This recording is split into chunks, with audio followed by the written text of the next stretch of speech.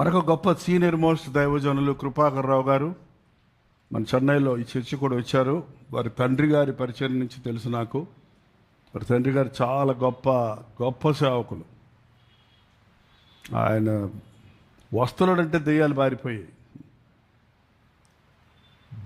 చాలా శక్తివంతమైన, ఖండితంగా మొహమాటం లేకుండా వాక్యం బోధించే దైవజనులు. వారి కుమారులైన చాలా మంచి హోదాలో ఉండి జాబ్ రిజైన్ చేసి సేవకు వచ్చారు. నాకంటే 10 years 83 or 84 years వయసు అయింది. ఒంగోలులో ఉంటారు. ఒంగోలు, బాపట్ల చాలా చోట్ల ఉన్నాయి సెంటర్స్. ఆయన ఐసీయూలో ఉన్నారు.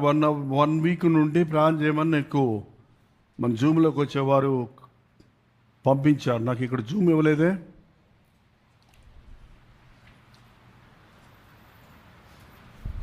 సడన్గా బ్రదరు ప్రభు దగ్గరికి వెళ్ళారనగానే ఆయనతోటైనా ఒక్కసారి మాట్లాడదాం, గబగబా ఫోన్ నెంబర్ కోసం నా సెల్ అంతా ఎతికితే అది దొరకల.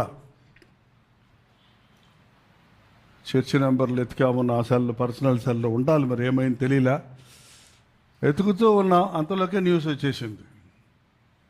ఆయన 11 గంటలు, 10:30, 11 గంటల్లో ఆయన కూడా ప్రభు దగ్గరికి వెళ్ళిపోయారు. నేనెప్పుడు ప్రభు, నాకంటే వీళ్ళందరూ ముందుకుంటున్నారు అనేది ఒక ఆలోచన. ఎప్పుడైనా సిద్ధంగా ఉండాలి అనే ఆలోచన. మంచి పేరు తెచ్చుకున్న సేవకులు ఈ లోకాన్ని విడిస్తే మనకు వారి లోటు ఉంటుంది, కానీ వారు వదిలిపెట్టి వెళ్ళిన సువాసన, వాళ్ళు వదిలిపెట్టి వెళ్ళిన మాదిరి